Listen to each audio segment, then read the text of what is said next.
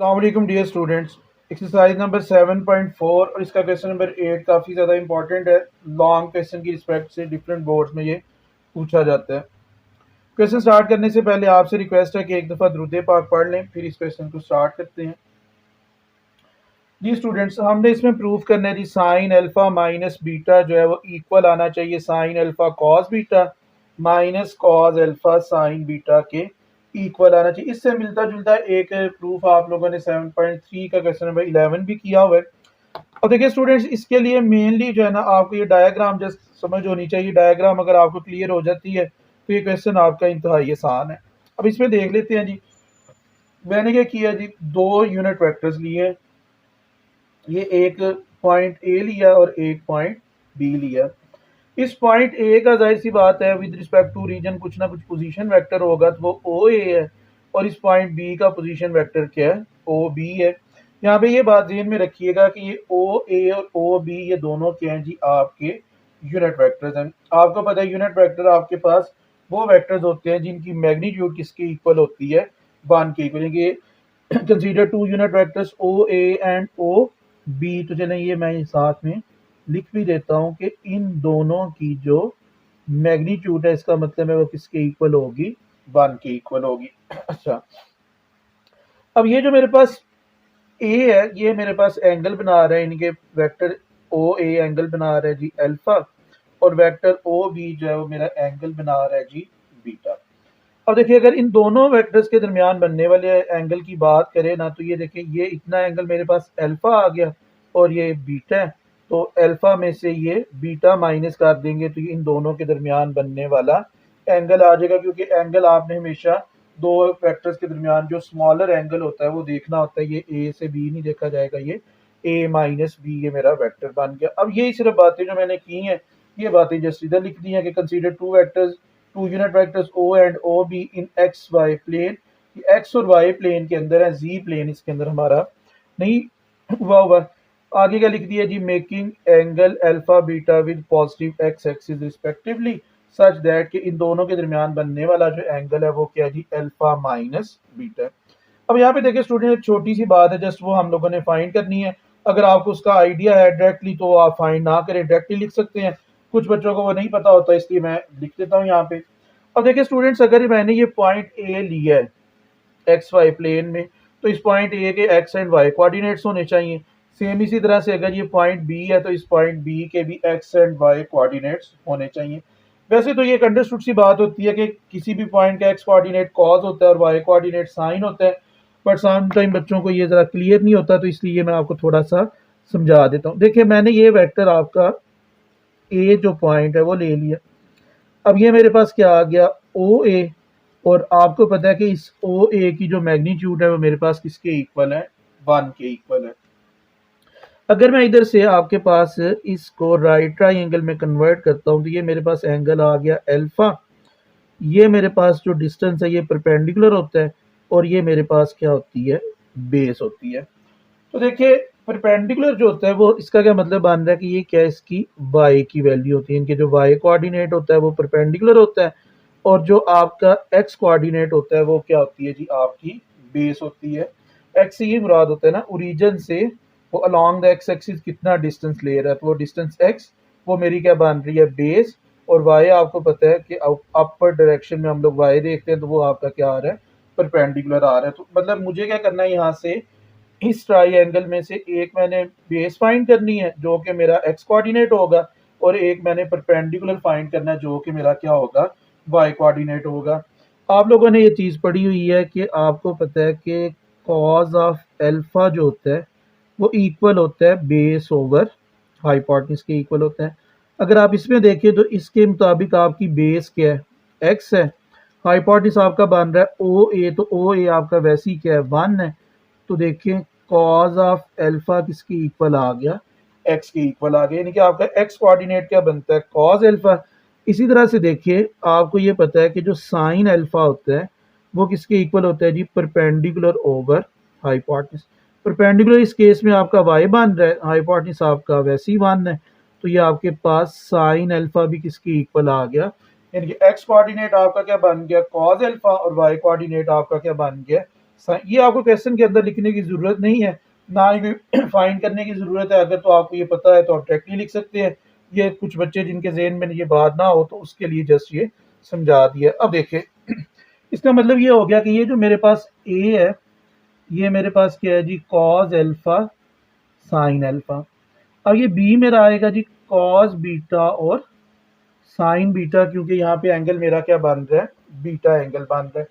अब देखिए स्टूडेंट्स, मेरे पास क्या आ गया, पॉइंट ए है मेरे पास कॉज अल्फा साइन अल्फा। तो इसका जब मैं वेक्टर बनाऊंगा वो मेरे पास क्या आ जाएगा, कॉज अल्फा आई प्लस साइन अल्फा जे आ गया। एक्स कोऑर्डिनेट के साथ आपको पता है हमारा यूनिट वेक्टर आई लग जाता है और वाई वाले के साथ हमारा जे लग जाता है। इसी तरह से जो पॉइंट बी है वो क्या है जी, कॉस बीटा साइन बीटा। तो इसका जो आपके पास यूनिट वेक्टर है ओ बी, वो क्या आ जाएगा, कॉस बीटा आई प्लस साइन बीटा जे आ गया मेरे पास। अब आपको पता है ये अगर मैंने प्रूफ करना है साइन अल्फा माइनस बीटा, तो ये आपको पता है हमारा यूज होता है जो क्रॉस प्रोडक्ट में अल्फा माइनस इनके साइन एंगल आता है।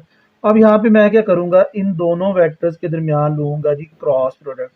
क्रॉस प्रोडक्ट ले रहा हूँ जी ओ बी क्रॉस ओ ए। ये ओ ए क्रॉस ओ ए क्यों नहीं लिया, ओ ए क्रॉस ओ बी क्यों नहीं लिया, ये भी अभी डिस्कस कर लेते हैं। आई जे के आ गया। और देखिए बी के कोऑर्डिनेट्स मेरे पास क्या हैं जी, कॉस बीटा साइन बीटा, के नहीं है तो के की जगह पे आपका वैसे ही क्या आ जाएगा, जीरो। और इधर मेरे पास क्या आ जाएगा जी, कॉस अल्फा साइन अल्फा, और के की जगह पे आपके पास क्या आ गया, जीरो आ गया। अब देखिए इसको जब मैं एक्सपेंड करता हूं तो ओ क्रॉस ओ बी क्रॉस ओ ए, तो आपको पता है वो किसके इक्वल होता है जी, यू क्रॉस वी क्या आना है, U magnitude B magnitude sine of theta और साथ में यूनिट वेक्टर एन आ जाएगा मेरे पास। अब देखिए इस साइड में मेरे पास क्या बनेगा, ये ओ बी की मैग्नीट्यूड ओ ए की मैग्नीट्यूड साइन ऑफ इन दोनों के दरमियान बनने वाला एंगल। इन दोनों के दरमियान एंगल बन रहा है जी अल्फा माइनस बीटा। तो ये मेरे पास क्या आ गया, अल्फा माइनस बीटा आ गया। और देखिए स्टूडेंट्स, इसके बाद इसके साथ एक लगा होता है हमारे पास यूनिट वेक्टर एन लगा होता है। तो अब इसके साथ भी कुछ ना कुछ यूनिट वेक्टर लगेगा। तो वो जो यूनिट वेक्टर है हमारा, वो हमारे पास क्या आएगा, के आएगा। सर के क्यों आएगा, क्योंकि स्टूडेंट्स ये मैंने इंट्रोडक्शन की भी खैर पूरी वीडियो बनाई हुई है, इसमें भी आप देख सकते हैं कि जब भी हमारा u क्रॉस v बनता है ना, तो वो क्या होता है, u और v दोनों के ऊपर परपेंडिकुलर होते हैं। अब ये जो आपके दोनों वेक्टर्स हैं हमने लिए, ये लिए हुए एक्स और वाई प्लेन के अंदर। एक्स और वाई प्लेन के अंदर हमारा क्या होता है, जो के होता है वो इन दोनों के ऊपर, ये जी जो होता है वो इन दोनों के ऊपर परपेंडिकुलर होता है।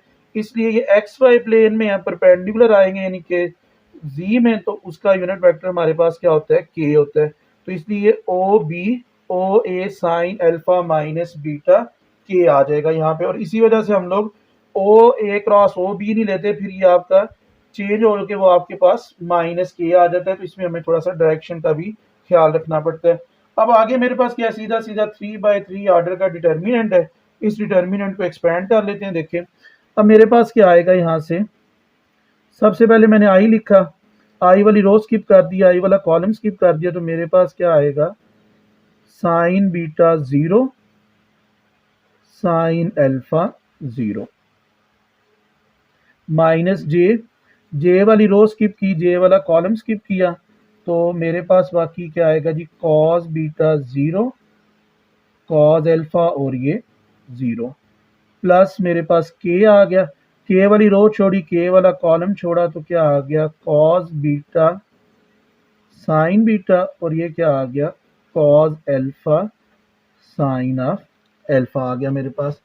अब स्टूडेंट्स ये बात हमने पहले की हुई है कि ओ बी और ओ ए जो है ये हमारे क्या है, यूनिट वेक्टर्स हैं। और यूनिट वेक्टर की डेफिनेशन ही क्या होती है जी, ऐसा वेक्टर जिसकी मैग्नीट्यूड जो है वो किसके इक्वल हो, 1 के इक्वल हो।